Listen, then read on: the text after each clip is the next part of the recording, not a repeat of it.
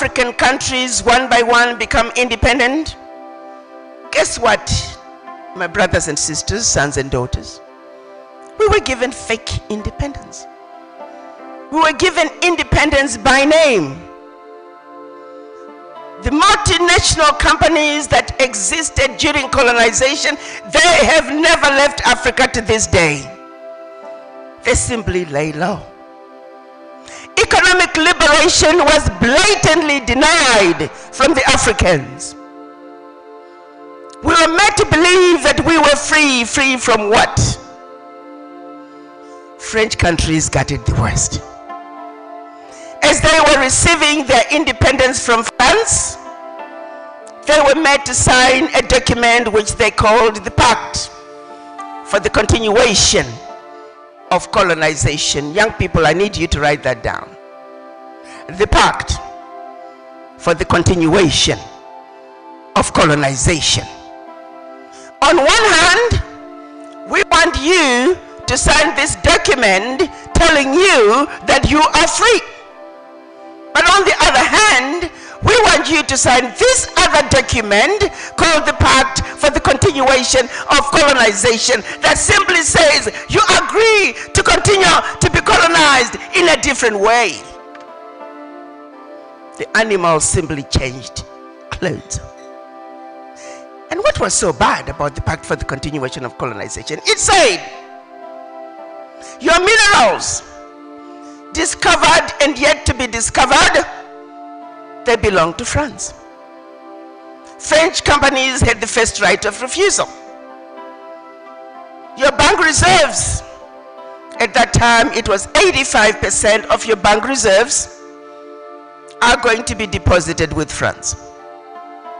And if should you need some of those funds, you have to put in an application for a loan with the French Central Bank,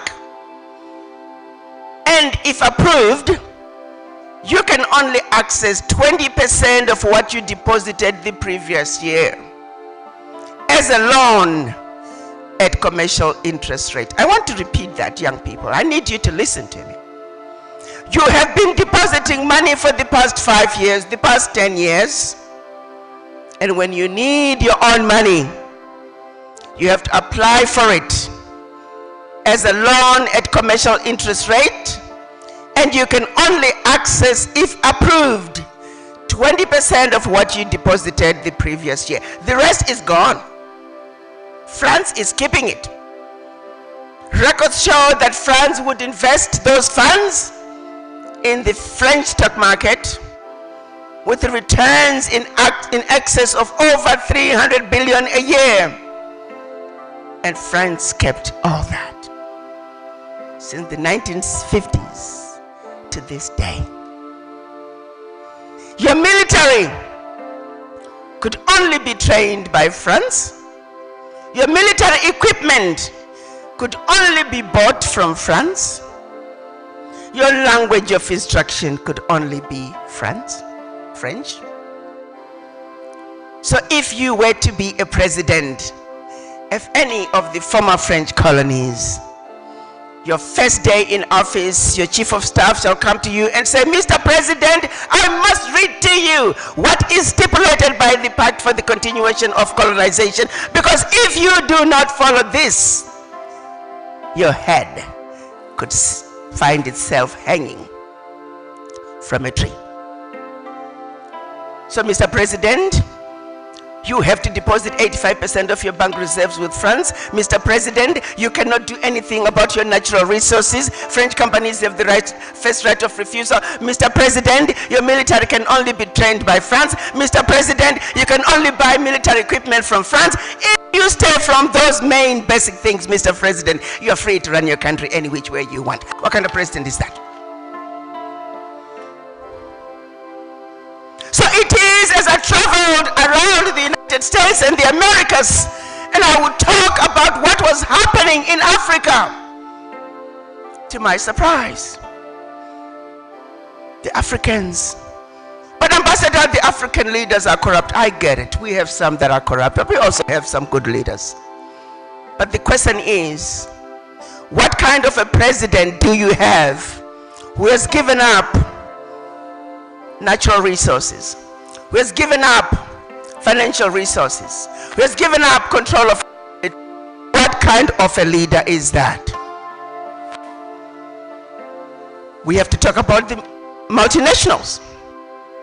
In addition to that pact, in addition to the constraints that are being put on African leaders, in addition to the fear of having coups and African leaders being eliminated when they try to do that which is right for their people, we also had to deal with the multinationals that never left Africa since colonization to this day. We too must call them out, because they too are another axis of evil. They are robbing Africa to the tune of trillions every year. They use safe havens to hide their returns. They are using illegal means to loot out of Africa. Look at DRC. You have tarmacs in the middle of the jungle. 747s flying into DRC, picking up minerals and flying right out of Africa. And this is happening all over Africa. You have NGOs that are sent to Africa not to help you. NGOs that are coming to Africa to make sure that they continue to destabilize your countries by any means necessary. Neo-colonization is colonization that simply changed clothes.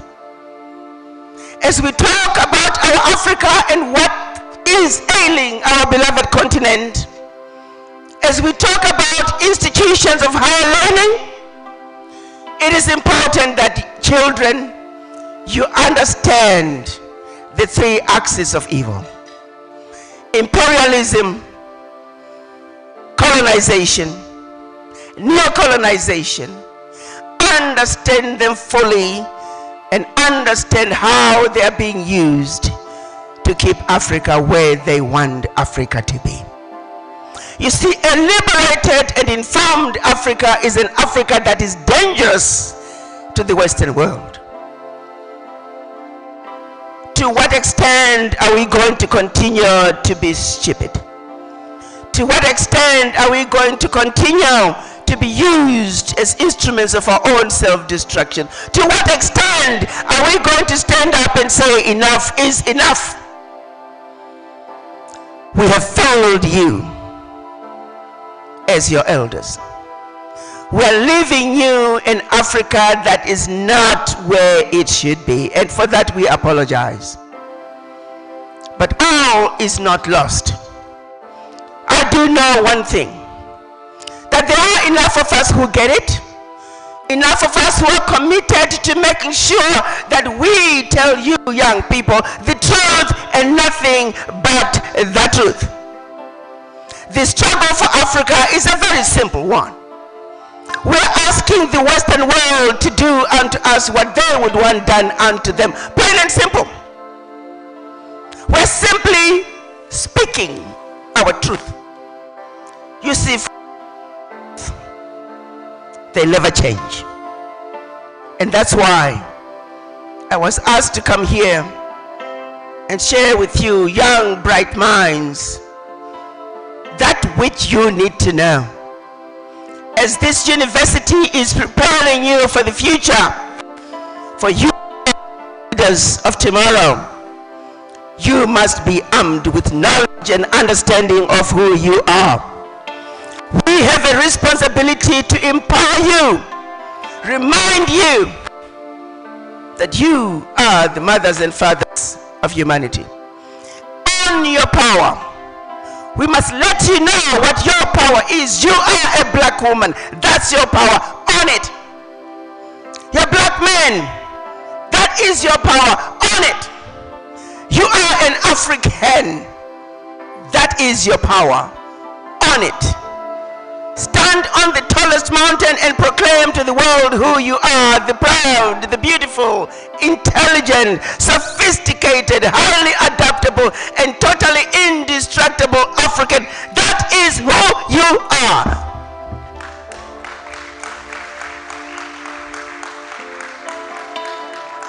And no one can take that away from you unless you allow them to do so.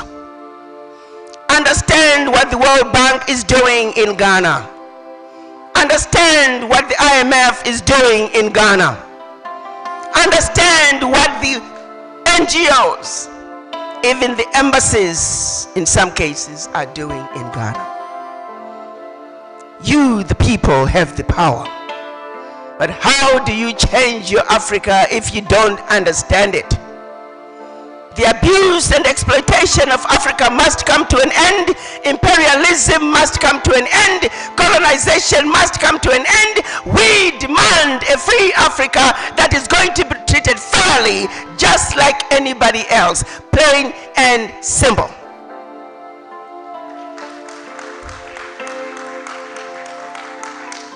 To that end, are you all prepared to fight for what belongs to you? Because this is not going to be easy. Getting rid of those people out of Africa is not going to be easy.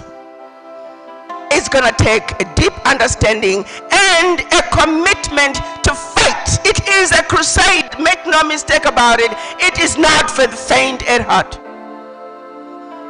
But we can only fight if we have that resolve and we understand that which we are fighting for. Africa for the Africans at home and abroad. No one can continue to abuse us to the extent that we have been abused. You children are our future. You have the intelligence, you have the energy, and I know if we can just join hands, a little wisdom that we might share with you, and the energy that you have, you are a formidable force, and the world knows it. Africa is going to take her place on the world stage, and we, your elders, are here to support you. We are here to give you our shoulders to stand on. And once again, let me reiterate, we apologize for what we have done to our Africa. We apologize for failing to defend your Africa like we should. But all is not lost. You have our commitment. You have our support. We have no choice but to fight to the bitter end. And this time, we're going to fight with knowledge.